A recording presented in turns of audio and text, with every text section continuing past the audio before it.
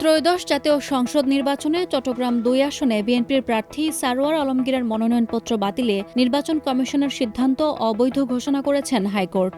৯ জুলাই বৃহস্পতিবার বিচারপতি ফাহমিদা কাদের ও বিচারপতি মোহাম্মদ আসিফ হাসানের সমন্বয়ে গঠিত হাইকোর্ট বেঞ্চ এ রায় দেন। রায়ের পর তার আইনজীবী আহসানুল করিম বলেন, সারোয়ার আলমগীরের মনোনয়নপত্র বাতিলে ইসির আদেশ অবৈধ এবং তার প্রার্থিতা বৈধ ছিল। ফলে তার ফলাফলের গ্যাজেট প্রকাশ এবং শপথ নিতে আইনগত বাধা নেই। নির্বাচন কমিশন যে অ্যাপিল অ্যালাউ করে যে ক্যান্ডিডেচার যে রিজেক্ট করে দিয়েছিল সেটা অবৈধ ছিল এবং কোরআন মঞ্জুরি ছিল এবং ম্যালিসিন ল ছিল। সুতরাং সারোয়ার আলমগীর বৈধ ক্যান্ডিডেট এবং তিনি ইতিমধ্যে নির্বাচন করেছেন। নির্বাচন করে তিনি ৭০,০০০ ভোটের ব্যবধানে জিতেছেন এবং যেহেতু এই রিট পিটিশনে রুল অ্যাবসলিউট হয়েছে, এখন নির্বাচন কমিশন তার নাম গেজেটভুক্ত করবেন এবং অন্যান্য যে ফর্মালিটিস আছে ওথ নেওয়া, সে শপথ গ্রহণ করা, সেগুলো ফর্মালিটিস গ্রহণ করে তিনি সংসদে যাবেন।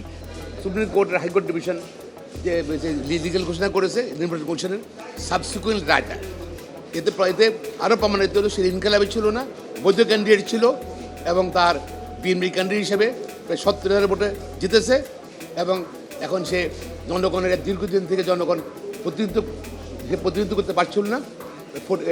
সেই জনগণ এখন তার ইনশাল্লাহ তার গ্যাজেট হয়ে গেলে শপথ দিলে সে ওই এলাকার মানুষ প্রতিনিধিত্ব করতে পারবে। চট্টগ্রাম ২ আসনে বিএনপির প্রার্থী সারোয়ার আলমগীরের মনোনয়নপত্র প্রথমে রিটার্নিং কর্মকর্তা গ্রহণ করলেও জামায়াতের প্রার্থী মোহাম্মদ নুরুল আমিনের আপিলে ঋণ খেলাপির অভিযোগে ১৮ জানুয়ারি নির্বাচন কমিশন তা বাতিল করে। পরে সারোয়ার আলমগীর হাইকোর্টে রিট করলে আদালত তাকে নির্বাচনে অংশগ্রহণ ও ধানের শীষ প্রতীক বরাদ্দের নির্দেশ দেন। এর বিরুদ্ধে জামায়াতের প্রার্থী আপিল করলে ৩ ফেব্রুয়ারি আপিল বিভাগ আদেশ দেন। সারোয়ার আলমগীর নির্বাচিত হলেও তার ক্ষেত্রে ফলাফল প্রকাশ আপিল নিষ্পত্তি না হওয়া পর্যন্ত স্থগিত থাকবে। পরে নিয়মিত আপিল নিষ্পত্তি করে আপিল বিভাগ দ্রুত হাইকোর্টের রুলের শুনানি শেষ করার নির্দেশ দেন এবং আগের আদেশ বহাল রাখেন। এর ধারাবাহিকতায় চূড়ান্ত শুনানি শেষে হাইকোর্ট রুল অ্যাবসলিউট ঘোষণা করে বৃহস্পতিবার রায় দেন।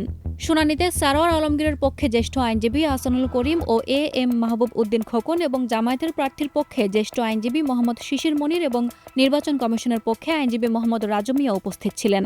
গণপ্রতিনিধিত্ব অধ্যাদেশের সেকশন ১২ LM সেখানে আছে, যেদিন নমিনেশন পেপার দায়ের করা হবে সেই দিন তিনি ঋণ খেলাপি কিনা এইটা দেখার বিবেচ্য বিষয়। কিন্তু আজকে আদালত বলেছেন যে স্ক্রুটিনির ডেতে তিনি ঋণ খেলাপি ছিলেন না। আমরা আর্গুমেন্ট করেছি স্ক্রুটিনির দিনটা প্রাসঙ্গিক দিন নয়, নমিনেশন পেপার সাবমিট করার দিনটা হলো প্রাসঙ্গিক দিন। আদালতকে দেখতে হবে কোন দিন তিনি ঋণ খেলাপি ছিলেন, এটি কি নমিনেশন পেপার দাখিলের দিন নাকি স্ক্রুটিনির দিন? আমরা বলেছি দাখিলের দিন, আইনেও আছে দাখিলের দিন। তারপরেও আদালত অ্যাবসলিউট করেছেন। এই রায়ের বিরুদ্ধে আমরা উচ্চ আদালতে যাব, আপিল করব। আপিল করে পূর্ণাঙ্গ শুনানির আগ পর্যন্ত হাইকোর্ট ডিভিশনের আদেশের কার্যকারিতা থাকবে না বর্মে আমরা মনে করি, এবং আমরা এটাও মনে করি এটি একটা লং ফাইট। এটি প্রাথমিকভাবে হাইকোর্টে নিষ্পত্তি হয়েছে। ইনশাল্লাহ এই মামলার রায় পাওয়ার সাথে সাথে আমরা আপিল বিভাগে আপিল দায়ের করব, আর আপিল বিভাগের রায়ের প্রেক্ষিতে পরবর্তী সিদ্ধান্ত কি হবে তা আপনারা জানতে পারবেন।